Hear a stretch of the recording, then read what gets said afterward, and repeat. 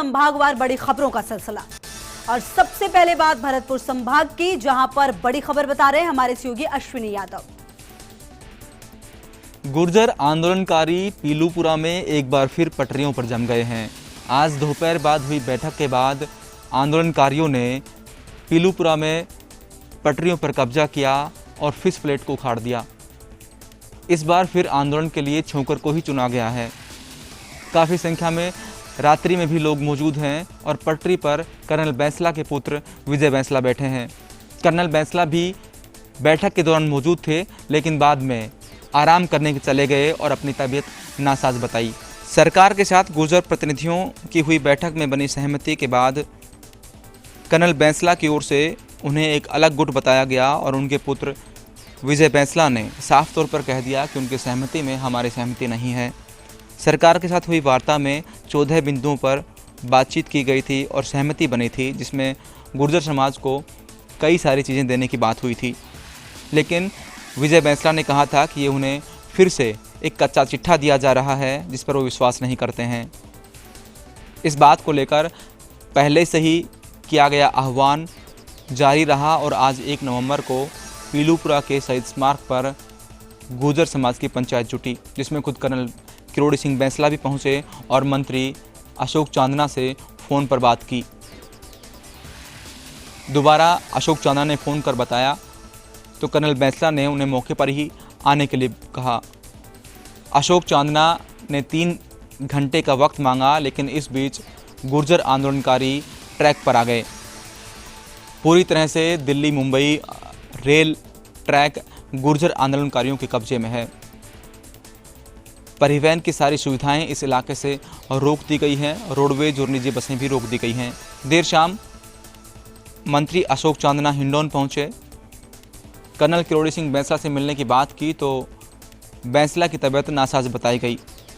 मंत्री ने कहा कि वो समिति के दूसरे मेंबर से मिलेंगे, लेकिन वो भी संभव नहीं हो सका। विजय बैंसला ने बयाना एसडीएम के सहमति पत्र को नकार दिया और कहा कि इन 14 बिंदुओं पर उनकी कोई सहमति नहीं है। बाद में मंत्री अशोक चांदना विजय बैंसला और उनके साथियों से मिलने पीलूपुरा भी रवाना हुए, लेकिन आंदोलनकारियों ने उनका रास्ता रोक दिया और 20 रास्ता रोकने के बाद पुलिस और इंटेलिजेंस ने उन्हें आगे नहीं जाने दिया, जिसके बाद अशोक चांदना वापस बैरंग ही जयपुर लौट गए। उन्होंने कहा कि अगले दिन विधानसभा में महत्वपूर्ण बिल आने हैं, इसलिए वो दिन में नहीं रुक सकते हैं। इससे पहले विजय बैंसला ने कहा था कि वो कल दिन में 11 बजे से पहले मंत्री से मुलाकात नहीं कर सकते। फिलहाल आंदोलन का ये मामला पेचीदा हो गया है। चलिए आगे बढ़ते हैं। बात जयपुर संभाग की, जहां की बड़ी खबर बता रहे हैं हमारे सहयोगी ओजस गोयल। मुख्यमंत्री अशोक गहलोत का बड़ा फैसला, पटाखों की बिक्री और आतिशबाजी पर लगाई रोक। कोरोना संक्रमण को देखते हुए सरकार ने लिया बड़ा फैसला। राज्य सरकार का बड़ा फैसला, कंटेनमेंट जोन में 30 नवंबर तक लॉकडाउन, कड़े प्रतिबंधों की सख्ती से पालना कराई जाएगी। केवल आवश्यक गतिविधियों की ही अनुमति होगी। कंटेनमेंट जोन के बाहर 16 नवंबर तक स्कूल, कॉलेज, कोचिंग सहित सभी शिक्षण संस्थाएं बंद रहेंगे। सामाजिक, राजनीतिक, धार्मिक आयोजन 30 नवंबर तक नहीं होंगे।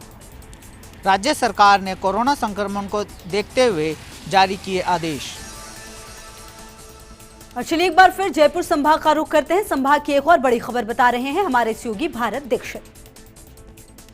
निगम ग्रेटर में आज मतदान के साथ ही दोनों चरणों के चुनाव हैं संपन्न हो चुके हैं। वहीं दोनों पार्टियां अपनी अपनी जीत के दावे कर रही हैं।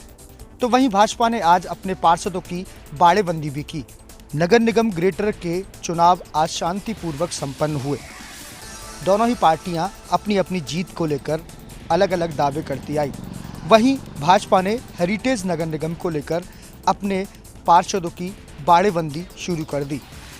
भाजपा का कहना है कि भाजपा हेरिटेज में अपना बोर्ड बनाएगी।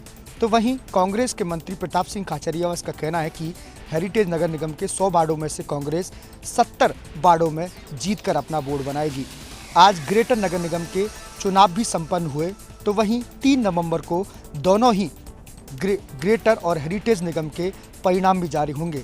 इसके बाद स्थिति साफ होगी कि आखिर में किसका बोर्ड बनेगा।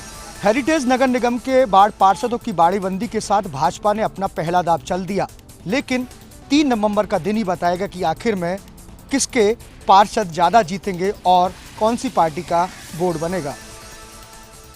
जयपुर के बाद बात कोटा संभाग की, जहां की बड़ी खबर बता रहे हैं हमारे सहयोगी भंवर एस चारण।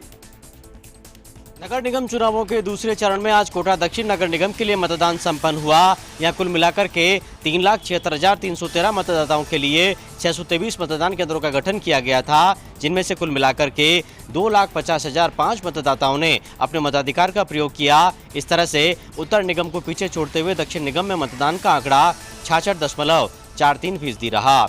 हालांकि वार्ड 66 में बीजेपी और कांग्रेस कार्यकर्ताओं की भिड़ंत जैसी छुटपुट घटनाओं को अगर छोड़ दिया जाए तो कोटा दक्षिण में मतदान आज पूरी तरह से शांतिपूर्वक ही संपन्न हुआ। मतदान के बाद सभी मशीनों को फिलहाल जेडीबी कॉलेज में रखवाया गया है, जहां 2 दिन के बाद काउंटिंग का काम शुरू होगा। मतदान के दौरान ही लोकसभा स्पीकर ओम बिरला ने भी गृहनगर कोटा के अपने प्रवास के दौरान बतौर फर्स्ट वोटर शक्तिनगर स्थित लोकसभा स्पीकर कैंप कार्यालय के पास के स्प्रिंगडेल स्कूल के मतदान केंद्र पर पहुंचकर अपना वोट किया और वोट करने के बाद फर्स्ट इंडिया से बात करते हुए बिरला ने लोकतंत्र में स्थानीय निकायों के महत्व को तो रेखांकित किया ही, लेकिन साथ ही डबल निगम बनाने के प्रदेश सरकार के फैसले पर भी अपनी प्रतिक्रिया दी और कहा कि इसके नतीजे क्या होंगे ये आने वाला वक्त बताएगा। कोटा में मतदान प्रक्रिया के दौरान ही रामगंज मंडी से बीजेपी के विधायक मदन दिलावर ने दावा किया कि वो अपने पूरे परिवार के साथ वोट करने के लिए पहुंचे थे, लेकिन परिवार के बाकी सदस्यों ने तो अपने मताधिकार का प्रयोग किया, लेकिन सूची में नाम नहीं होने से वो अपना वोट ही नहीं डाल पाए। दक्षिण निगम की मतदान प्रक्रिया के आखिरी दौर में 6 कोरोना पॉजिटिव मतदाता भी अपने मताधिकार का प्रयोग करने के लिए पहुंचे। इनमें से 3 ने तलवंडी, 2 ने बोरखेड़ा और 1 ने रंगबाड़ी के पोलिंग बूथों पर कोरोना गाइडलाइन और प्रोटोकॉल के मुताबिक पीपी किट पहन करके और अपने मताधिकार का प्रयोग किया। कोटा के बाद बात जोधपुर संभाग की, जहां की बड़ी खबर बता रहे हैं हमारे सहयोगी शिव प्रकाश पुरोहित। नगर निगम दक्षिण के लिए आज मतदान प्रक्रिया हुई पूरी। करीब 59% मतदाताओं ने किया मतदान, तो वहीं इस बार मतदान कम होने से दोनों ही पार्टियों की बड़ी चिंताएं। नगर निगम दक्षिण के लिए आज मतदान प्रक्रिया पूरी हुई है। सुबह से ही मतदान को लेकर मतदाताओं में खासा उत्साह नजर आया, लेकिन दिन बढ़ने के साथ ही मतदाताओं का उत्साह धीमा होता रहा। शाम तक करीब 59% मतदान हुआ है। वहीं नगर निगम उत्तर में लगभग 63% मतदान हुआ था। इस लिहाज से अगर देखा जाए तो नगर निगम दक्षिण में 4% मतदान कम हुआ है। मतदान कम होने के चलते दोनों ही पार्टियों की चिंताएं बढ़ चुकी है। आज मतदान प्रक्रिया के दौरान कई अलग अलग नज़ारे देखने को मिले, तो वहीं राज्य बाल कल्याण आयोग की अध्यक्ष संगीता बेनीवाल, विधायक मनीषा पंवार, राज्यसभा सांसद राजेंद्र गहलोत, निरोत्मान पाप और घनश्याम ओझा सहित कई दिग्गज नेताओं ने मतदान किया। वहीं केंद्रीय मंत्री गजेंद्र सिंह शेखावत बिहार चुनाव की व्यस्तता के चलते मतदान करने नहीं पहुंचे, लेकिन उनके पूरे परिवार ने एक साथ आकर मतदान किया। मतदान प्रक्रिया संपन्न होने के बाद अब सभी की निगाहें 3 नवंबर को आने वाले मतगणना के परिणामों पर टिकी है। तो वहीं पार्टियां अब अपने अपने प्रत्याशियों की बाड़ेबंदी के प्रयास भी शुरू कर दी है। आगे बढ़ते हैं बात बीकानेर संभाग की, जहां की बड़ी खबर बता रहे हैं हमारे सहयोगी लक्ष्मण राघव। बीकानेर में अपराधियों की धरपकड़ के लिए एक विशेष अभियान चलाया जा रहा है, जिसमें इलीगल वेपन्स के साथ साथ अन्य चीज़ों पर भी नज़र रखी जा रही है। इसी के तहत आज एसपी प्रहलाद कृष्णिया के निर्देशन में आकस्मिक नाकाबंदी की गई थी। इस नाकाबंदी के दौरान जामसर पुलिस को बड़ी सफलता मिली। थाना अधिकारी गौरव खिड़िया की अगुवाई में हुई कार्रवाई में 29,50,000 रुपए की राशि जब्त की गई। साथ ही एक सियाज कार भी जब्त की गई है। दरअसल ये श्रीगंगानगर से गाड़ी आ रही थी जिसमें ये राशि मिली। इस राशि के बारे में वो स्पष्ट तौर पर कुछ नहीं बता पाया। गौरव खिड़िया का कहना था हमने काफ़ी पूछताछ की लेकिन संतोषजनक जवाब नहीं मिला, जिसके बाद हमने सीआरपीसी की धारा 102 के तहत कार्रवाई की है। साथ ही साथ इनकम टैक्स को भी सूचित कर दिया है। एसपी प्रहलाद कृष्णिया का कहना था कि लगातार इस तरह का अभियान चलता रहेगा ताकि नज़र रखी जा सके और ख़ास तौर पर नाकाबंदी को लेकर लापरवाही बिल्कुल बर्दाश्त नहीं होगी। कहा जा सकता है कि बीकानेर पुलिस काफ़ी हद तक अब एक्शन मोड में है। बीकानेर के बाद बात उदयपुर संभाग की, जहां की बड़ी खबर बता रहे हैं हमारे सहयोगी पीके अग्रवाल। चित्तौड़गढ़ जिले के निम्बाहेड़ा कस्बे में आज उस समय हड़कंप मच गया जब कस्बे के बीचों बीच बने एक गोदाम में भीषण आग लग गई। आग में फंसे मजदूरों में से एक मजदूर की जलकर दर्दनाक मौत हो गई, जबकि 2 बिहारी मजदूर अभी भी लापता बताए जा रहे हैं। निम्बाहेड़ा कस्बे में कॉलेज मार्ग पर आरएससीबी चौराहे के पास रिहायशी इलाके में स्थित अशोक खैरोदिया के गोदाम में भीषण आग लगने से गोदाम में रखा सारा सामान जलकर राख हो गया। बोरवेल का सामान रखने के नाम पर बनाए गए गोदाम में भारी मात्रा में बायोडीजल और केमिकल के ड्रम रखे होने से ड्रमों ने आग पकड़ ली और आग से ड्रमों में ब्लास्ट हो गया तो आग और धुआं की लपटें दूर दूर तक दिखाई देने लगी, जिन्हें देखकर हर कोई सकते में था। आग लगने के दौरान 6 मजदूर गोदाम में फंस गए। एक मजदूर की आग में जलने से दर्दनाक मौत हो गई, जबकि 2 बिहारी मजदूर अभी तक लापता बताए जा रहे हैं। इस हादसे में कुल कितने लोग झुलसे हैं और उनका इलाज कहां चल रहा है, इस बात की अभी तक पुष्टि नहीं हो सकी है। आग लगने की सूचना मिलते ही नगर पालिका और औद्योगिक संस्थाओं की दमकलें मौके पर पहुंची और आग बुझाने के प्रयास शुरू किए गए। डीजल और केमिकल में आग लगी होने के चलते आग बुझाने में भारी मशक्कत करनी पड़ी। कुल मिलाकर बोरवेल का गोदाम बनाकर बायोडीजल की आड़ में रखे पेट्रोलियम पदार्थ से भरे ड्रमों में लगी इस आग ने कई सवाल खड़े कर दिए हैं। आखिर चित्तौड़गढ़ जिले में बायोडीजल के नाम पर बेचे जा रहे पेट्रोलियम पदार्थों को बेचने की आखिर अनुमति किसने दी है, और अब देखने वाली बात यही होगी कि इस हादसे के बाद जिला प्रशासन क्या एक्शन लेता है। बात अजमेर संभाग की, जहां की बड़ी खबर बता रहे हैं हमारे सहयोगी यूनुस। पूर्व मंत्री यूनुस खान ने गहलोत सरकार पर लगाए गंभीर आरोप, पंचायती राज व्यवस्था को डैमेज करने के लगाए आरोप। पंचायत चुनाव के मद्देनजर यूनुस खान का बयान बन रहा है चर्चा का विषय। प्रदेश की गहलोत सरकार ने सूबे के पंचायती राज सिस्टम को कोलैप्स कर दिया। ये कहना है पूर्व वसुंधरा सरकार में कैबिनेट मंत्री रहे और डीडवाना विधानसभा क्षेत्र से पूर्व विधायक यूनुस खान का, जो कि आज नागौर जिले के दौरे पर रहे।